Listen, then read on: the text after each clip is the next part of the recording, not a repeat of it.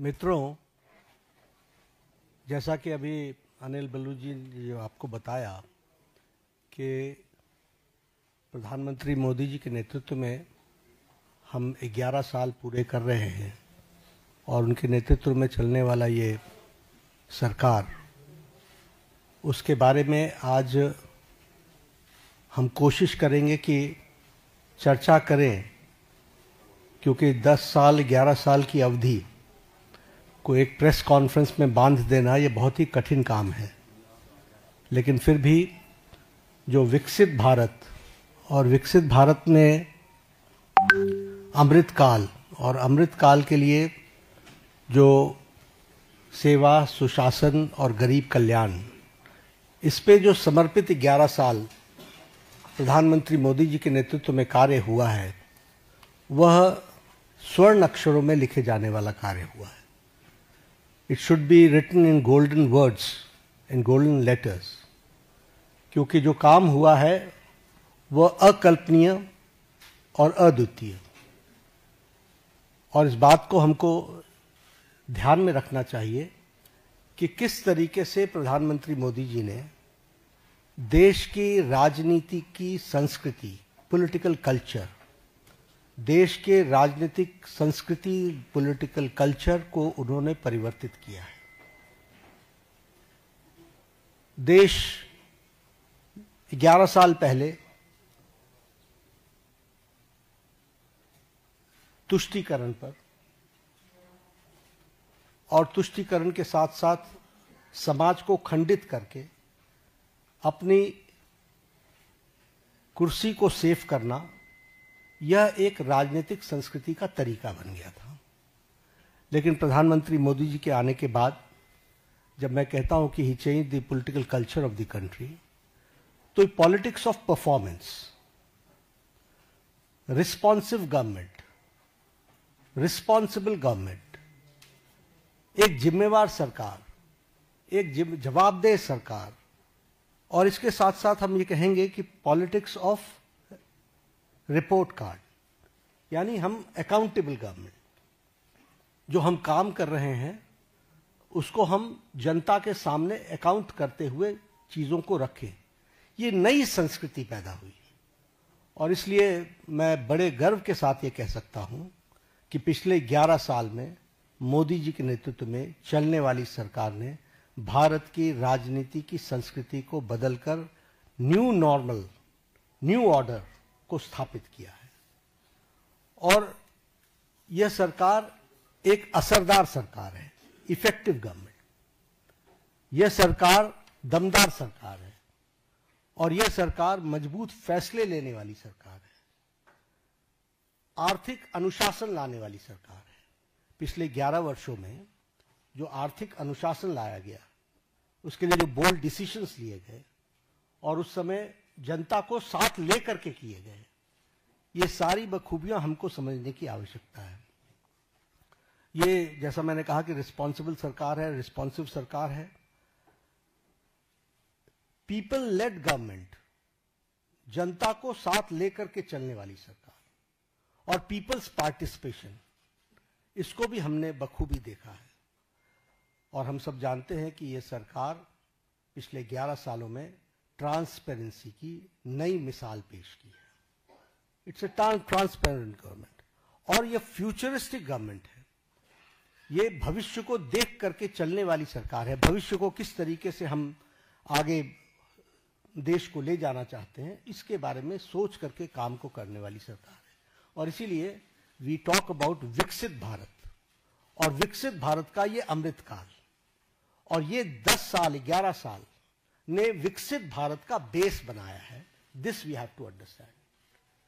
और इस बेस को बनाने के लिए जो भी फैसले लेने थे, वो सारे फैसले लिए गए। आज के दिन मैं 2014 से पीछे जाऊं, इसकी आवश्यकता नहीं है, लेकिन हमको ये याद रखना चाहिए कि that government before 2014 was full of corruption. भ्रष्टाचार से आकंठ डूबी हुई सरकार थी, घोटालों से में संलिप्त सरकार थी, वाली सरकार थी। एक नेगेटिविज्म का वातावरण था, कुछ नहीं बदलने वाला, लेकिन 2014 के बाद हमने ऑप्टिमिज्म देखा है। The shift, when I talk about political culture, I talk about the shift from negativism to positivism. आज हम मतलब मैं नहीं, भारत का आम नागरिक कहता है मोदी है तो मुमकिन है। मोदी जी के बारे में ये धारणा बनना, समस्याओं का सॉल्यूशन करेंगे और समस्याओं को सॉल्व करेंगे, ये आम व्यक्ति की धारणा बन गई है। और इसीलिए हम ये भी कह सकते हैं कि ऑप्टिमिज्म में विकास, आविष्कार और नवाचार, ये तीनों चीजें जुड़ी हैं। आज हम डेवलपमेंट भी कर रहे हैं और उसके साथ साथ हम बेस्ट प्रैक्टिसेस भी ला रहे हैं, नवाचार भी हो रहा है और इस तरीके से विकास के काम को आगे बढ़ाया है। अगर मैं मोदी जी के शब्दों में बताऊं तो उन्होंने कहा है कि this decade will prove to be the base of the development of the future विकसित भारत। और इसी काम को लेकर के जो हम लोगों ने उनके नेतृत्व में जो उन्होंने नीतियां दी, परफॉर्म, ट्रांसफॉर्म, रिफॉर्म, इसको हर पॉलिसी में हम सबको देखने को मिलता है, हर नीति में हमको देखने को मिलता है। एवरी पॉलिसी आप देखेंगे तो इट्स डिफरेंट। पुरानी पॉलिसीज में भी जो चेंजेस आई हैं वो इसलिए कि रिफॉर्म चाहिए और उसी के साथ साथ हमको ट्रांसफॉर्म करना है और इसके लिए परफॉर्म करना है। और एक बेसिक प्रिंसिपल पिछले 11 वर्षों में हम लोगों ने अडॉप्ट किया और ये मोदी जी की ही सोच रही है, सबका साथ, सबका विकास, सबका विश्वास, सबका प्रयास। बहुत चैलेंजेस भी आते हैं, लेकिन उसके बावजूद भी अंडरलाइनिंग प्रिंसिपल हमारा बड़ा स्पष्ट रहा है। अब मैं अगर बोल्ड डिसीजंस की बात करूं तो मैंने कहा कि इतने एक प्रेस कॉन्फ्रेंस में 11 वर्षों के बोल्ड डिसीजंस बता देना ये मेरे लिए बहुत कठिन होगा, लेकिन आर्टिकल 370 को एब्रोगेट करना, पॉलिटिकल नैरेटिव बन चुका था कि दिस इज नॉट पॉसिबल, देश मान चुका था कि दिस इज नॉट पॉसिबल, और वो आर्टिकल 370 धाराशाही हुआ और एब्रोगेट हुआ, वो हम सबको पता है। और आप ही सोचिए, जम्मू, आप ही लोग कहते थे, सब लोग, लोकसभा में टर्नआउट 58.46% रहा और विधानसभा J&K के इलेक्शन में turnout was 63%. This is the change and this is the result of the bold decision taken. अगर हम उसी तरीके से बात करें एबोलिशन ऑफ ट्रिपल तलाक, सब लोग जानते हैं कि ट्रिपल तलाक मानवता के लिए और ह्यूमैनिटी के लिए और महिलाओं के लिए एक बहुत बड़ी त्रासदी थी, ट्रेजेडी थी, लेकिन चुप बैठे हुए थे, सुप्रीम कोर्ट भी बोल रहा था। लेकिन ये बोल्ड डिसीजन लेना और ट्रिपल तलाक को समाप्त करना, जबकि इस्लामिक कंट्रीज में और हमारे नेबरिंग कंट्रीज में कहीं भी ट्रिपल तलाक नहीं है। Bangladesh, Pakistan, Afghanistan, Syria, Iran, Iraq, Malaysia सब डोमिनेटेड मुस्लिम देश रहे हैं और इस्लामिक देश रहे हैं, लेकिन यहां भी ट्रिपल तलाक नहीं था और हमारे यहां ट्रिपल तलाक चल रहा था। एक बोल्ड डिसीजन लिया गया। उसी तरीके से enactment of the new Waqf act हम लोग डिस्कशन कर रहे हैं। वी नो किस तरीके से एक नैरेटिव बनाने का प्रयास हुआ, लेकिन in the interest of the nation, देश के इंटरेस्ट में और उस कम्युनिटी के इंटरेस्ट में वक्फ बोर्ड बनाने की न्यू एनैक्टमेंट की आवश्यकता थी, वो बोल्ड डिसीजन लिया गया। उसी तरीके से सिटीजन्स अमेंडमेंट एक्ट, उसी तरीके से डीमोनेटाइजेशन, उसी तरीके से मोर देन 3 डिकेड्स हम विमेन रिजर्वेशन की तरफ नहीं बढ़ पाए, लेकिन 33% विमेन रिजर्वेशन देने का काम प्रधानमंत्री मोदी जी के नेतृत्व में हुआ। और उसी तरीके से अगर हम देखें इकोनॉमिक डिसिप्लिन के लिए, इकोनॉमिक डिसीजन में भी बहुत गहरी सोच के साथ जो आर्थिक जगत को बहुत तीव्र गति से आगे खड़ा कर सके, इसके लिए निर्णय लिए गए। प्रेजेंटेशन ऑफ बजट का एडवांसमेंट, हम अभी भी ब्रिटिश की दुनिया में जी रहे थे, ब्रिटिश काल में जी रहे थे, उसको एडवांस करना, उसके साथ साथ प्लान और नॉन प्लान एक्सपेंडिचर को अलग अलग जो डिस्टिंक्शन था उसको समाप्त करना, ताकि हम बेटर किटी का उपयोग कर सकें। हमारे अश्विनी जी बैठे हुए हैं। रेल बजट को एसिमिलेट करना और भारत की आर्थिक जगत को एक साथ कैसे देश के लिए डेवलप किया जा सकता है उसको करना। आप भी जानते हैं, हम भी जानते हैं कि हमारी इकोनॉमी 10th से छलांग लगा करके 5th पर पहुंच गई, और अब जो इंटरनेशनल मॉनेटरी फंड का जो अब नया डेटा आ रहा है वो हमको 4थे स्थान पर ला रहा है, और हम 4थे स्थान की तरफ हम अग्रसर हुए हैं। और हम 4th straight consecutive 4th straight में हम अपने ग्रोइंग इकोनॉमी में इस ईयर भी हम सबसे आगे हैं। और उसी तरीके से हम देखें फास्टेस्ट ग्रोइंग इकोनॉमी के रूप में हमारा 4था साल लगातार चल रहा है। Per capita income has increased by 67%. Foreign exchange reserves has increased by 135%.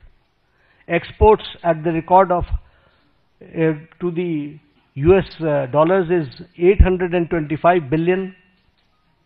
Gross FDI rise is 106%. Taxpayers का बेस बहुत इंक्रीज हुआ है, वो 127%.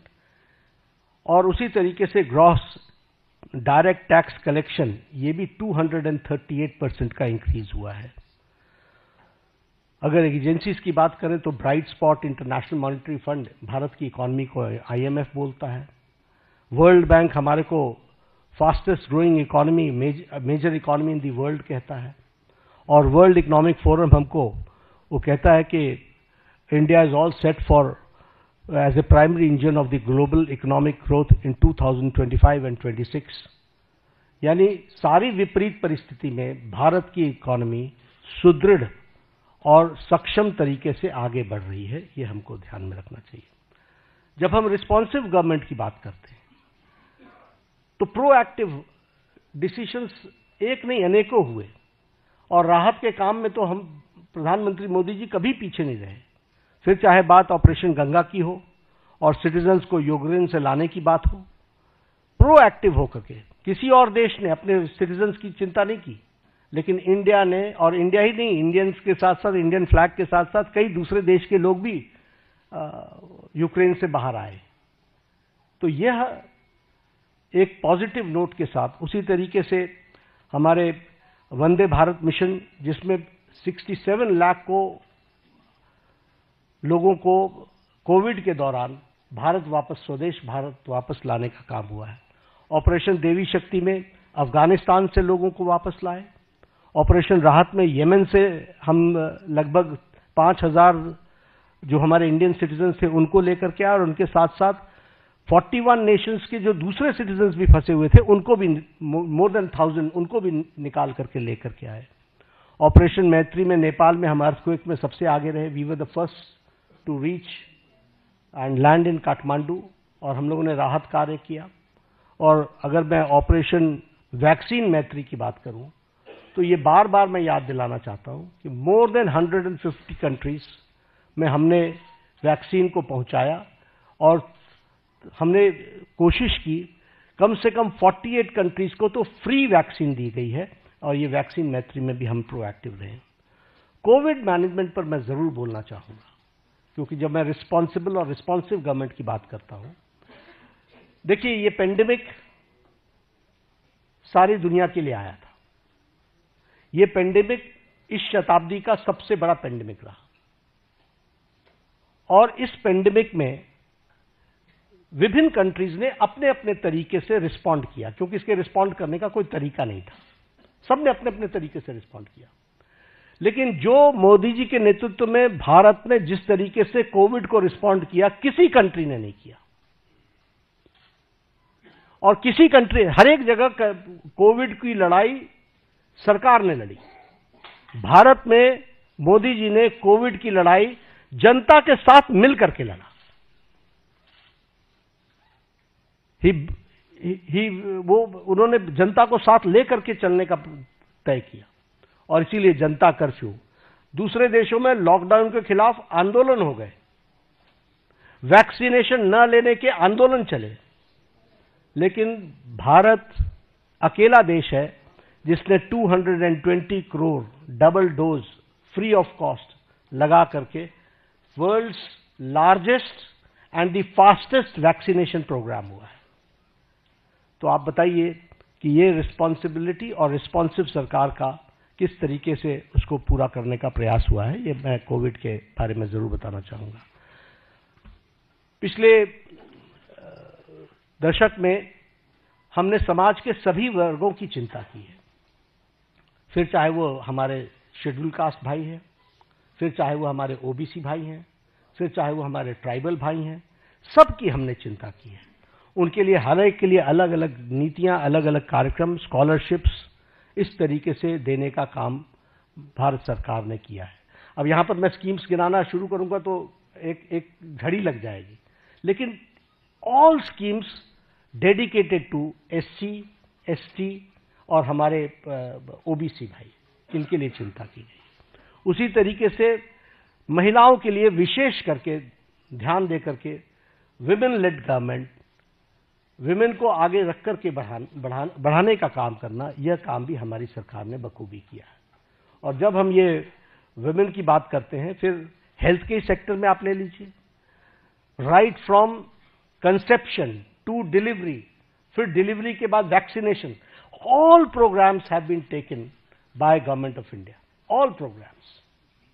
उसी तरीके से मैटरनिटी लीव, उसको 12 से 26 वीक्स तक बढ़ाना विथ सैलरी, विथ पेमेंट, और उसके साथ साथ बच्चे पैदा होने पर उनको मातृवंदना में योजना के साथ फाइनेंशियली सपोर्ट करना, ये सारी चीजें बताती है। और उसी तरीके से अगर हम देखें तो महिलाओं को, फिर चाहे आपने देखा इसरो में भी जब तस्वीर आई, जब चंद्रयान पे उतरा था, तो सबसे ज्यादा आपको वहां पर साइंटिस्ट महिलाएं दिखी थी। अगर आप देखें तो पायलट्स बनाने से लेकर के, आर्मी में कमीशन देने से लेकर के, एनडीए में भर्ती से लेकर के, अभी एनडीए से भी पास आउट हो गए हमारे गर्ल स्टूडेंट्स, गर्ल कैडेट्स, सैनिक स्कूल में ऑल 73, 76 हमारे जो सैनिक स्कूल्स हैं, 73 सैनिक स्कूल्स, उसमें उनको एडमिशन मिलना। इसके साथ साथ लखपति दीदी, और लखपति दीदी के साथ साथ हमारे सेल्फ हेल्प ग्रुप्स को प्रमोट करना। तो समाज के जो वर्ग जिनको थ्रस्ट देना चाहिए था, वो थ्रस्ट देने का काम 11 साल में हुआ है। एससी, एसटी, ओबीसी और हमारे महिला वर्ग को की मेन स्ट्रीमिंग करने का काम हुआ है। स्कीम्स के बारे में अगर मैं बात जैसे बार बार कर रहा हूं कि it will be very difficult for me कि मैं उनके आंकड़े रखने लगूं और स्कीम्स को रखने लगूं तो बड़ा लंबा समय चला जाएगा। जब मैं अकाउंटेबल गवर्नमेंट की बात करता हूं तो हमने अपनी रिस्पॉन्सिबिलिटी प्रधानमंत्री मोदी जी ने ली, गरीब कल्याण। अब ये गरीब कल्याण स्लोगन नहीं था, 70 साल से गरीबी हटाओ का नारा लेकर के हम नहीं चले रहे, हमने गरीब कल्याण करके दिखाया है। और आंकड़े इस बात के सबूत हैं कि 25 करोड़ लोग आज गरीबी की रेखा से बाहर आ चुके हैं। और ये मेरे आंकड़े नहीं हैं, ये आंकड़े नीति आयोग के हैं, ये आंकड़े इंटरनेशनल फोरम्स के, इकोनॉमिक फोरम्स के हैं। और उसी तरीके से extreme poverty has dropped by 80% decline. प्रधानमंत्री अन्न योजना, 80 करोड़ जनता को 5 किलो गेहूं या चावल देना, ये कोई छोटी घटना नहीं है। आवास योजना, आवास योजना में 4 करोड़ घरों को, आप ही जब अपने ट्रैवल करते थे गांव में तो आपको खपड़ैल के मकान दिखते थे, फूस के मकान दिखते थे, आज आपको पक्के घर दिख रहे हैं। जिस सड़क पर आप चलते थे वो हाईवे में, कभी आप हाईवे पर होते थे, कभी हाईवे से नीचे होते थे, अगर आपको उन दिनों की याद हो। आज आप जिस हाईवे पर चलते हो आपको खुद ही ध्यान में लेना पड़ता है कि अगर डाइवर्जन लेना है तो स्पीड इतनी है कि 2 किलोमीटर पहले से ध्यान में लेना पड़ता है कि I have to go left. ये आज हाईवे की स्थिति बन गई है। और इसी तरीके से अगर हम देखें, जैसे कहा 4 करोड़ मकान बने हैं और 3 करोड़ ये अगले 5 साल में और बनने हैं, उसका भी सैंक्शन हो चुका है। उसी तरीके से उज्ज्वला योजना, 100% इलेक्ट्रिफिकेशन, और 100% इलेक्ट्रिफिकेशन के साथ साथ जल जीवन मिशन, और जल जीवन मिशन में 364% हमारा घर का टैप कनेक्शन हम लोग दे पाए हैं। इस तरीके से काम हुआ है। प्रधानमंत्री किसान सम्मान निधि में किसानों को मेन स्ट्रीमिंग की गई है। प्रधानमंत्री फसल बीमा योजना में उसमें भी मेन स्ट्रीमिंग की गई है। और जैसा मैंने कहा कि 100% इलेक्ट्रिफिकेशन में सौभाग्य योजना हो, चाहे उज्ज्वला योजना हो, इन सारी योजनाओं के माध्यम से सारे कामों को आगे बढ़ाया गया है। जीवन for the insurance, may it be for accident और may it be term life insurance, इसको भी लगभग 40 crore people have been covered in this. आज 40 करोड़ से ज्यादा लोग इसमें कवर हुए हैं। और ये कौन लोग हैं? जो लोग अफोर्ड नहीं कर सकते थे, जो marginal section of the society थी। और जैसा मैंने कहा कि पब्लिक पार्टिसिपेशन, इस पर विशेष बल दिया गया। एक उदाहरण मैंने कोरोना का आपको दिया। कोरोना भारत सरकार के साथ साथ जनता ने लड़ा है, बाकी सब जगहों पर नहीं लड़ा है। बाकी सब जगहों पर स्ट्राइक्स हुई हैं। They have rejected the initiatives taken by government.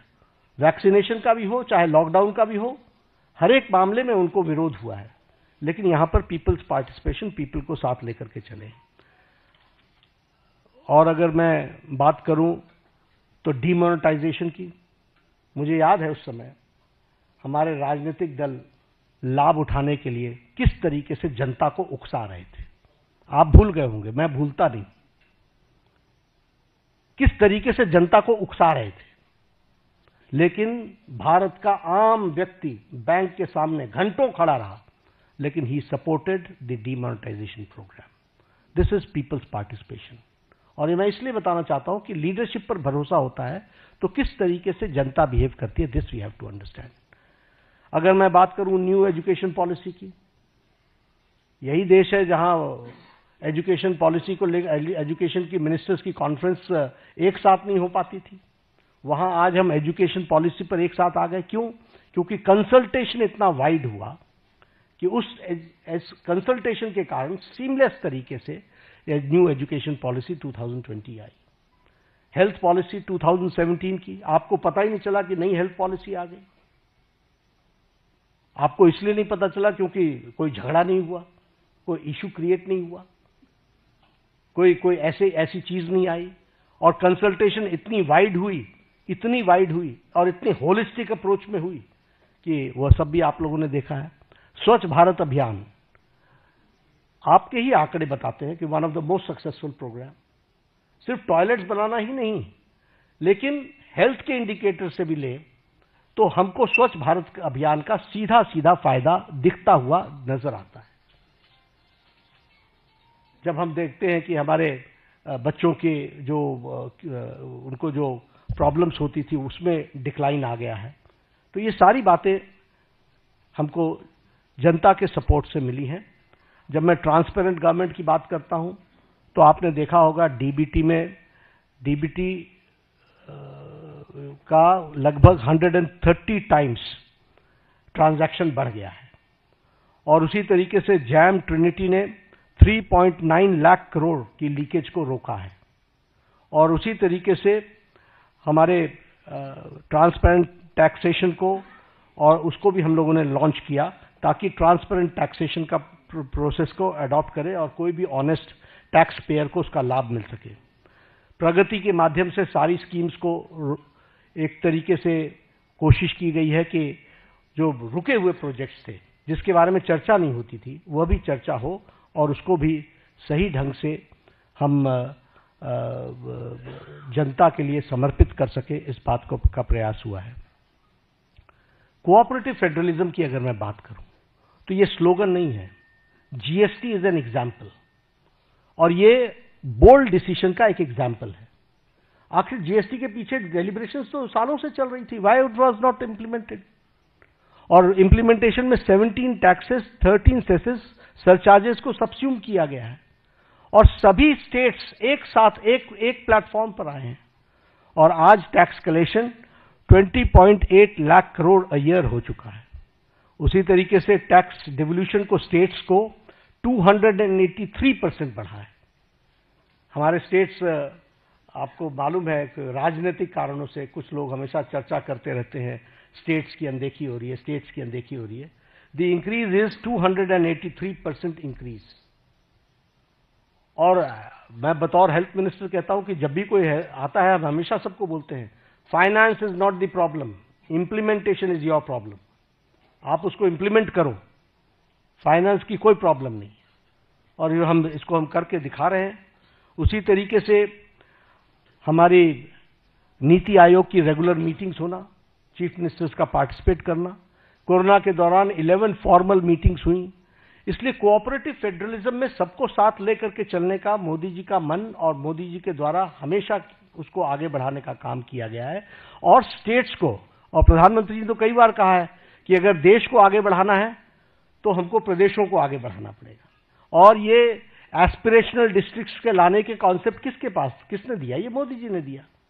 ये स्टेट्स के ही तो डिस्ट्रिक्ट्स हैं जिनको मेन स्ट्रीमिंग करने का और उनको ताकत देने का काम किया जा रहा है।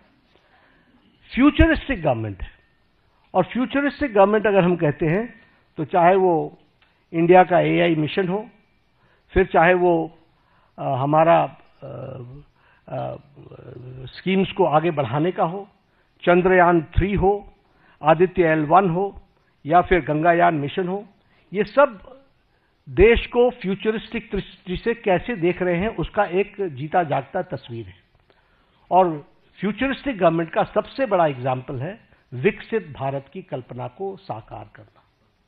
उसके लिए हम कटिबद्ध हैं, उसको हम आगे बढ़ा रहे हैं। एक बात और मैं कहना चाहूंगा कि प्रधानमंत्री मोदी जी ने हर समस्या को सामने से कन्फ्रंट किया है। He has confronted from the front, कभी इधर उधर की बात नहीं की है। और आज मैं इसकी चर्चा जरूर करना चाहूंगा और आपको याद दिलाना चाहूंगा। एग्जाम्पल्स मेरे पास बहुत है, लेकिन जब उरी की घटना घटी तो प्रधानमंत्री जी ने अपने भाषण में कहा था, इसका जवाब दिया जाएगा। For the first time a prime minister ने अपने दुश्मन को सीधा सीधा संकेत किया। यह पहली बार किसी प्रधानमंत्री ने किया। आप सब लोग इंटरनेशनल पॉलिटिक्स को समझते हैं, इसके वाक्य का अर्थ समझना चाहिए। और उसके बाद सर्जिकल स्ट्राइक हुआ। जब पुलवामा की घटना घटी तो आप शब्द याद कीजिए, प्रधानमंत्री ने कहा था कि तुमने बहुत बड़ी गलती कर दी है, इसका खमियाजा तुमको भुगतना पड़ेगा। और उसके बाद बालाकोट का एयर स्ट्राइक हुआ। इस बार बिहार में पटना में, सीवान था शायद, मधुबनी में उन्होंने क्या कहा? उन्होंने कहा कि तुम्हें कल्पना से भी बाहर जवाब दिया जाएगा। और आपको मालूम है कि उनके ठिकाने, टेररिस्टों के ठिकाने और उनके एयरबेस सारे के सारे ध्वस्त कर दिए गए, बियॉन्ड उनकी कल्पना से। तो और ये न्यू नॉर्मल बन गया है। This is the new normal. प्रधानमंत्री जी ने इस कन्फ्रंट करते हुए सामने से कहा है, एक स्पष्ट रूप में कहा है कि कोई भी टेररिस्ट घटना को एक्ट ऑफ वॉर समझा जाएगा। और साफ कहा है कि ये न्यूक्लियर वॉर की गीदड़ भभकी बंद करो। और साफ कहा है कि टेररिस्ट और टेररिस्ट को संरक्षण देने वाले में अंतर नहीं समझा जाएगा। तो हमें समझना चाहिए कि हम, चाहे वो कोरोना की घटना हो, चाहे वो टेररिज्म की घटना हो, किसी भी घटना को कन्फ्रंट इस सरकार ने पिछले 11 सालों में सामने से किया है और उसका मुंहतोड़ जवाब दिया है। अगर मैं लेफ्ट विंग एक्सट्रीमिज्म की बात करूं, नक्सलाइट्स की बात करूं, मैं 6 साल छत्तीसगढ़ का प्रभारी रहा हूं। मैंने कोंटा, सुकमा, बीजापुर, नारायणपुर, दंतेवाड़ा, ये सारे डिस्ट्रिक्ट्स घूमे हुए हैं, अच्छे तरीके से नाइट स्टे किया है। मुझे मालूम है कि नक्सलाइट प्रोन एरिया की हालत क्या होती है। लेकिन आपको जानकर के खुशी होगी कि affected districts have declined from 126 to 18 districts, और सारे top left wing extremist leaders eliminate हो चुके हैं, और हमारा रिडक्शन ऑफ वायलेंस 53% है। जो फेटिलिटीज सिक्योरिटी फोर्सेस की होती थी उसका रिडक्शन 72% है, और रिडक्शन ऑफ डेथ 70% है। तो लगभग हम उसको समाप्त करने की ओर आगे बढ़ चुके हैं। एक समय था कि एक डिफेंस मिनिस्टर ये कहते थे कि हम बॉर्डर के रोड्स इसलिए नहीं बनाते हैं ताकि दुश्मनों को आने का मौका न मिले,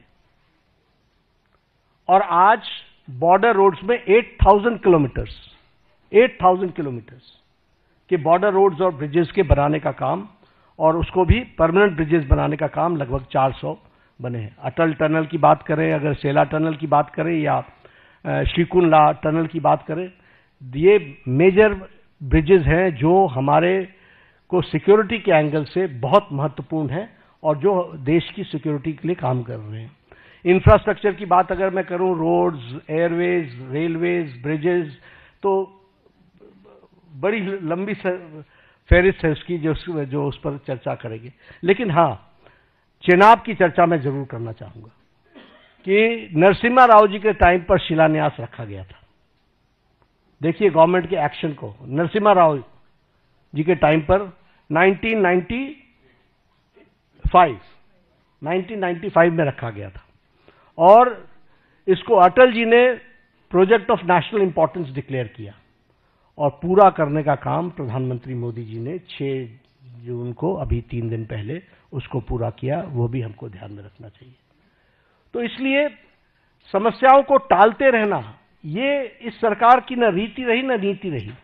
सरकार ने समाज के सभी वर्गों की चिंता करते हुए कोशिश की कि उनके जीवन में सुधार हो, और आज पूरी ताकत के साथ हम विकसित भारत की ओर एक लंबी छलांग लेने के लिए तैयार हुए हैं। पिछले 11 वर्षों में मैंने पहले कहा कि अनइमेजिनेबल, जो किसी ने कल्पना नहीं की थी, वो काम हुए हैं, और इसके साथ साथ पिछले 11 साल में देश को एक विकसित भारत की तरफ ले जाने में और समाज के सभी वर्गों को साथ लेकर के चल करके आगे बढ़ने में प्रधानमंत्री मोदी जी का नेतृत्व सफल रहा है। और आज 11 साल पूरे होने पर मैंने कोशिश की, it is very difficult to comprehend the whole work done in last 11 years, but I've tried to point out some major things, and I've tried to highlight the issues, the policies and programs जिनके माध्यम से इस कार्य को पूरा करने का काम प्रधानमंत्री मोदी जी ने किया है। धन्यवाद। बहुत बहुत धन्यवाद आदरणीय राष्ट्रीय अध्यक्ष जी। अभी अध्यक्ष जी के भाषण के दौरान, प्रेस वार्ता के दौरान ही बहुत बड़ी संख्या में आप लोगों के मैसेज आए हैं सवालों के लिए। इतनी बहुत बड़ी संख्या में आए हैं। हम कोशिश करेंगे कुछ सवालों का जरूर जवाब, सवाल आप लोगों के लिए। इसके एकदम बाद ही राष्ट्रीय अध्यक्ष जी को एक प्रदर्शनी का भी उद्घाटन करना, आप सब लोग इसमें भी आमंत्रित हैं, तो कुछ सवाल जरूर हम लोग कोशिश करेंगे कि आप लोगों के लिए। Sanjay ji. Devendra Palasar, India TV. Sir, मेरा सवाल ये है, और पहलगाम हमला और ऑपरेशन सिंदूर के बैकग्राउंड में रक्षा के क्षेत्र में, सामरिक क्षेत्र में, या फिर विदेश नीति को लेकर जो उपलब्धियां रही मोदी सरकार के अंतर्गत, और एलओपी राहुल गांधी जैसे सवाल खड़े कर रहे हैं कि देश की कोलैप्स कर गई, या ऑपरेशन सिंदूर चले गई, कितने फाइटर जेट हमारे नुकसान हुए, इन आलोचनाओं को कैसे देखें? देखिए, मैं यही इसी तरीके से देखता हूं कि भगवान उनको सद्बुद्धि दे, क्योंकि उनका उद्देश्य कम से कम समझना बड़ा मुश्किल है। ऑल पार्टी मीटिंग में आते हैं तो कहते हैं हम देश के साथ खड़े हैं, बाहर जाते हैं तो प्रश्न खड़े करते हैं, और प्रश्न भी वो खड़े करते हैं जो बेबुनियाद है। इसलिए इस तरीके का नैरेटिव बनाने का काम मैं सिर्फ यही कह सकता हूं कि एक गैर जिम्मेदाराना विपक्ष की भूमिका वो अदा कर रहे हैं। रामनारायण श्रीवास्तव।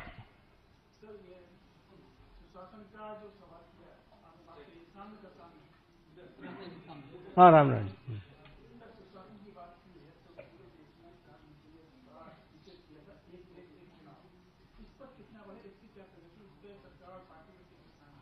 देखिए, पार्टी सक्रिय है और पार्टी एक्टिवेटेड है। जनता में जनमानस बने, इसके बारे में चर्चा हो, ये पीपल्स मूवमेंट भी बने और इनैक्टमेंट भी हो, हम कमिटेड हैं। नीरज पांडे।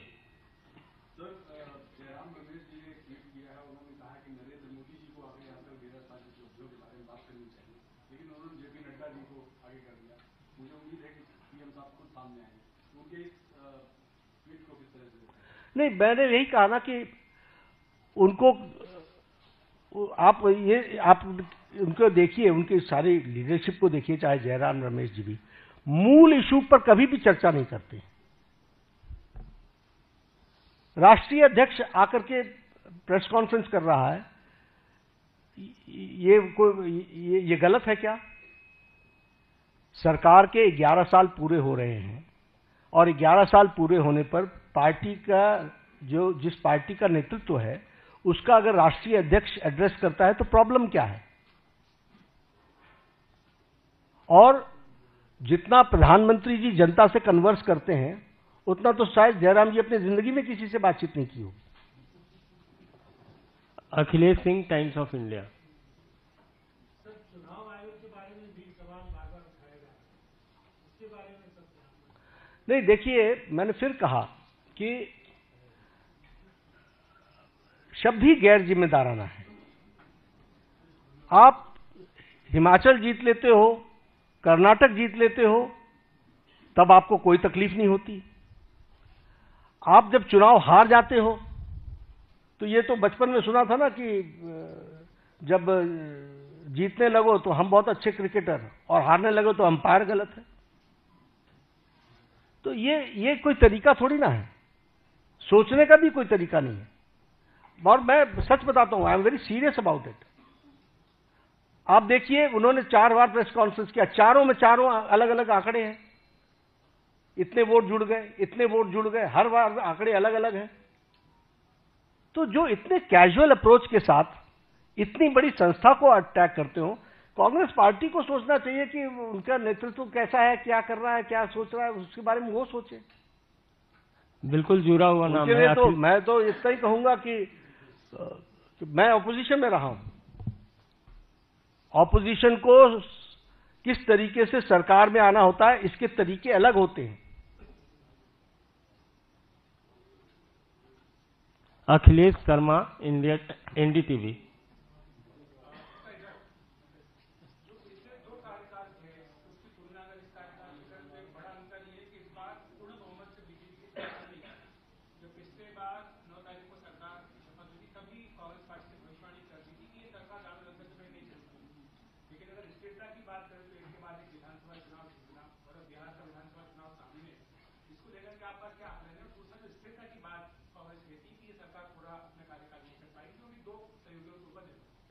देखिए, एनडीए पूरा कार्यकाल भी करेगी और अगला कार्यकाल भी करेगी, आप उस पर चिंता ना करें। दिक्कत यह है कि जिन लोगों को तकलीफ है वो तो हमेशा इस तरीके की बातचीत करते रहेंगे। उनको कोई देश आगे बढ़े, राष्ट्र आगे बढ़े, इसकी कितनी चिंता है, यह प्रश्नवाचक चिन्ह है। लेकिन इसकी चिंता है कि मेरी पार्टी कैसे आए, हम कैसे आए। तो ये उनका स्वाभाविक तरीका है, वो स्वाभाविक रूप से इस तरीके के षड्यंत्र रचने की कोशिश करते रहेंगे। हमारी सरकार मजबूत है और यह 5 साल भी और इसके अगले 5 साल भी पूरे अच्छे से चलेगी। बहुत बहुत धन्यवाद मित्रों। क्षमा प्रार्थी हूं